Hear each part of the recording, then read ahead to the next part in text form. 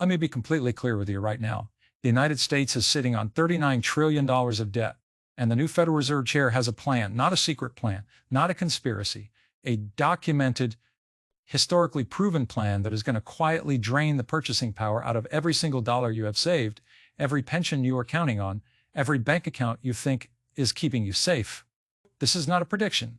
This is math. And the math does not care about your feelings, your politics, or your optimism. The only question that matters right now is brutally simple. Are you positioned on the winning side of this transfer? Or are you going to be the person the wealth gets transferred away from? Because make no mistake, this is a transfer. The money does not disappear. It moves. And right now, it is moving away from people exactly like you. If you're watching this channel for the first time, let me tell you exactly what you are getting here.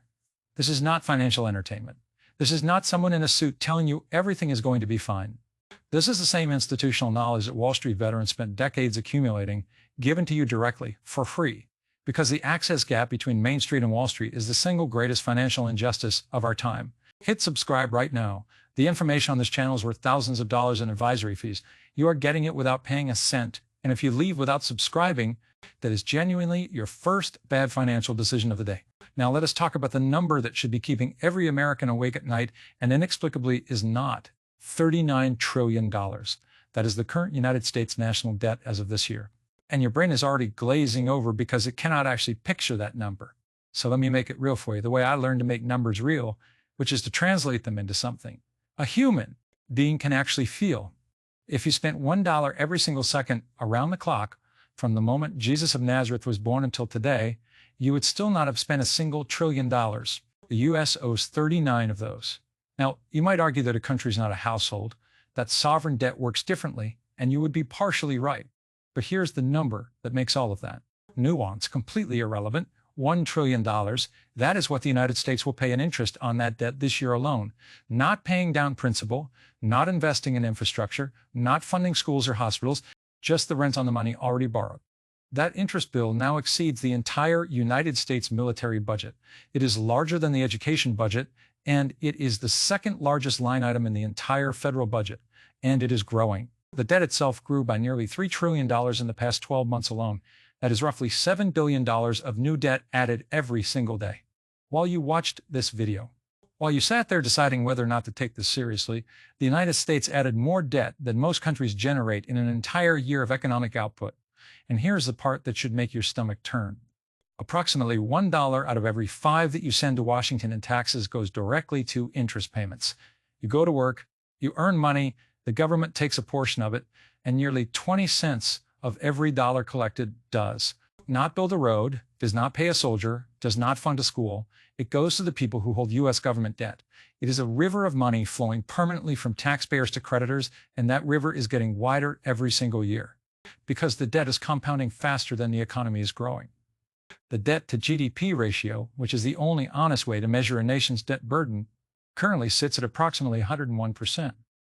The economy and the debt are now roughly the same size, and the debt is winning the race. Before we talk about what happens next, you need to understand something that they genuinely do not teach in school, something I did not fully appreciate until I spent years studying how institutional money actually moves. The Federal Reserve, the most powerful financial institution on the planet, the entity that controls the cost of every dollar borrowed in America and by extension influences every dollar borrowed on Earth, is not a federal agency. Read that sentence again because it sounds wrong and it is supposed to sound wrong.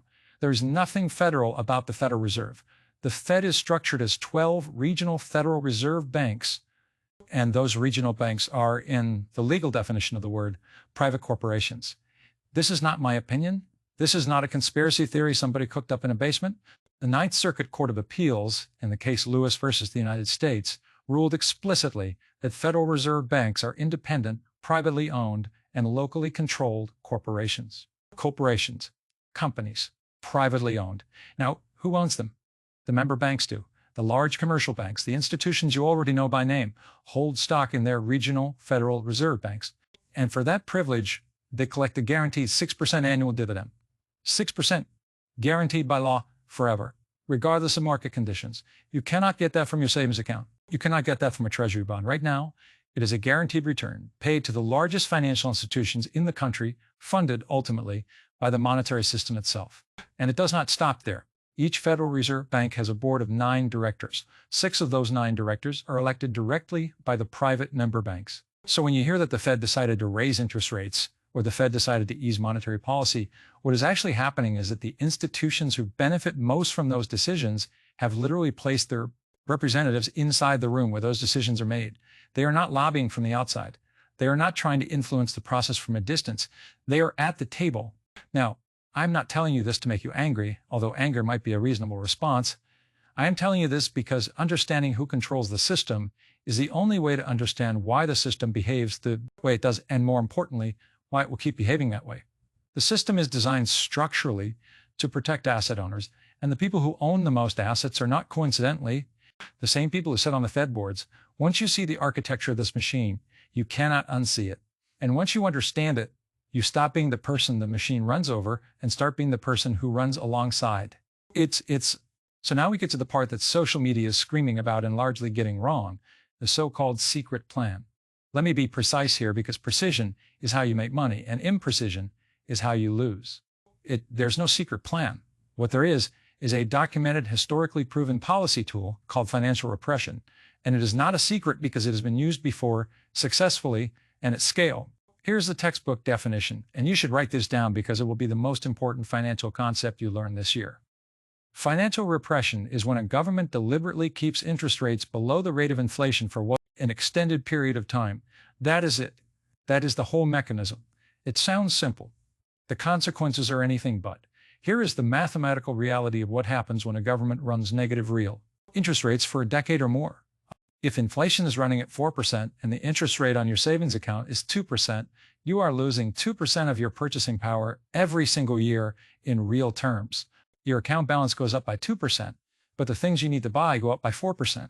You are falling behind while the number in your account gets bigger.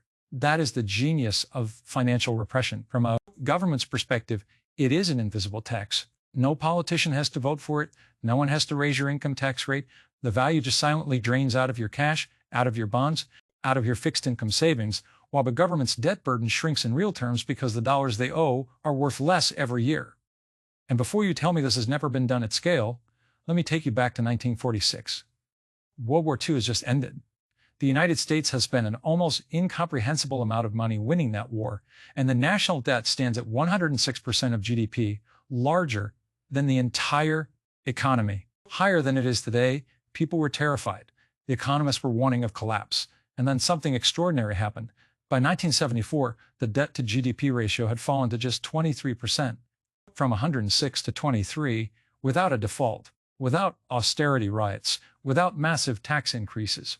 How? 3 ingredients. First, the government ran small budget surpluses in some years. That option is politically unavailable today, so we can set it aside. Second, inflation ran consistently higher than most people expected, and that inflation quietly ate the real value of the existing debt. Third, and most importantly, the Federal Reserve pegged interest rates at artificially low levels from roughly 1942 to 1951. Banks were actually regulated by law to hold government bonds. There were caps on how much interest banks could pay you on your savings account. The entire financial system was oriented in one direction: make it cheap for the government to borrow and make it expensive for you to sit in cash. That is financial repression. It worked spectacularly for the government, and it was an absolute wealth destruction event for anyone who was not positioned correctly. Now let us talk about the transfer itself, because this is where most people make the mistake that costs them everything. And when I say the wealth transfers, people assume the wealth disappears. It does not. Not $1 vanishes in this process. It moves. Understanding who it moves to and who it moves away from is the entire ballgame. Here is the simplest way I know to explain the inflation tax. Imagine you owe someone $100. Over the next 10 years, inflation cuts the purchasing power of the dollar in half. You still owe $100. The number has not changed, but in real terms, in what that money can actually buy, you only owe $50 worth of value. The debt shrank, not because anyone paid it down, but because the dollar got smaller. Now flip that around and think about it from the saver's perspective. You lent someone $100. You are sitting in a savings account or a treasury bond, and 10 years later you get your $100 back. But that $100 now buys what $50 used to buy. You did not lose anything on paper. You lost everything in reality. The cash holder, the bond holder, the person sitting in a fixed annuity, the retiree on a fixed pension, They are the ones who take the losses in a financial repression environment. And the losses are not dramatic. They are not a market crash that triggers panic and forces action. They are slow, quiet, and almost invisible, until one day you look up and realize that your savings simply do not stretch as far as they used to. That is the design. That is the feature, not the bug. Now, who wins? The people who own things, not claims on money things. Companies with real pricing power, businesses that can raise their prices when their costs rise and therefore maintain their earnings in real terms. Real estate, which tends to appreciate with inflation because replacement costs rise and rents adjust upward. Gold and silver and hard commodities, which have intrinsic scarcity and cannot be printed into existence by any central bank. Productive assets of every kind, things that generate income, things that have utility, things that become more expensive when the dollar becomes cheaper. Look at what happened in the inflationary period of the 1970s, which is the closest modern parallel to what we are walking into. The stock market had a miserable nominal decade, but the companies with genuine pricing power, the ones Peter Lynch would have found by walking through a mall and asking which businesses people actually could not stop using. And those companies preserved wealth in real terms. Real estate was a generational wealth builder through that decade. Gold went from $35 an ounce to over $800 an ounce between 1971 and 1980. The people who understood what was coming owned things. The people who did not sat in cash and bonds and watched the purchasing power of their savings get quietly confiscated. History is not subtle about who wins and who loses in a financial repression cycle. The only question is which group you are going to be in. Now let us deal with the actual claims circulating on social media about the new Federal Reserve Chair, Kevin Warsh, because I will not allow financial misinformation to go unchallenged when I have a platform to correct it. Let me be precise about what is real, what is directionally correct but overstated, and what is simply fabricated for clicks. The first claim is that Warsh is going to cut interest rates aggressively, and immediately, what is true is that Warsh has, on the public record, been critical of the Fed's current policy posture and has argued for a different approach. The direction is plausible, the certainty and the timeline are not. There is no promised rate level, there is no guarantee of dramatic cuts. Anyone claiming otherwise is speculating and dressing speculation up as intelligence. The second claim is that Warsh will shrink the Fed's balance sheet, which currently holds nearly $7 trillion in assets, mostly the government debt we have been discussing. This one is actually grounded. Warsh has publicly used the phrase regime change to describe his vision for the Fed, and he has literally testified to wanting a smaller Fed balance sheet. This is real, but wanting something and executing it are different things, especially when you are one vote among 12 on the Federal Open Market Committee. The third claim, that artificial intelligence is going to be a magic inflation-fighting bullet, is an assumption, not a fact, and a dangerously oversimplified one. AI may well reduce costs in certain industries. It also has enormous energy demands that are inflationary. If AI displaces millions of workers and the government responds with stimulus payments to cushion the political fallout, that is inflationary. The AI inflation argument is a guess dressed up as analysis. And the fourth claim, the May transition date, the idea that Powell steps down in May and Warsh walks in and immediately flips the switch, is the most dangerously wrong of all of them. Jerome Powell has stated publicly that he will not leave his position until ongoing litigation is resolved. Warsh's confirmation is currently being blocked in the Senate. A clean, specific date handover is not guaranteed, and even if Warsh is confirmed and seated, he gets one vote. 12 people vote on Fed policy. The chair has outsized influence, but the chair is not a king. And history is full of Fed chairs who discovered that institutional inertia is a more powerful force than any individual's agenda. So what is the real story? The real story is this. The direction of travel toward financial repression is almost certainly correct. The U.S. has no other credible path out of this debt burden. But this is not a switch that flips in May. This is a decade-long drift, and how you position for that drift cumulatively over the next 10 years will determine whether you end up on the winning side of the largest wealth transfer in modern American history or the net losing side of it. The viral framing gives people the impression that there is some dramatic event coming that they can react to at the last minute. There is not. The process is already underway. The only deadline is the one you set for yourself. So let me close with the only three things that actually matter here. And I'm going to say them once plainly and without softening them, because you do not need to be coddled. You need to be told the truth. First, understand the real risk. The risk is not that the United States defaults on its debt tomorrow. A country that prints its own currency does not default in the traditional sense. The risk is that your dollar loses purchasing power slowly and continuously over the next decade and beyond. The number in your bank account will look fine. The life that number can buy will shrink. If you are measuring your wealth in dollars, you are measuring it in the wrong unit. Measure it in what your money can actually acquire: real assets, productive businesses, scarce commodities. Second, own things, high-quality companies with genuine pricing power, real estate, hard assets, things with intrinsic scarcity that cannot be inflated away.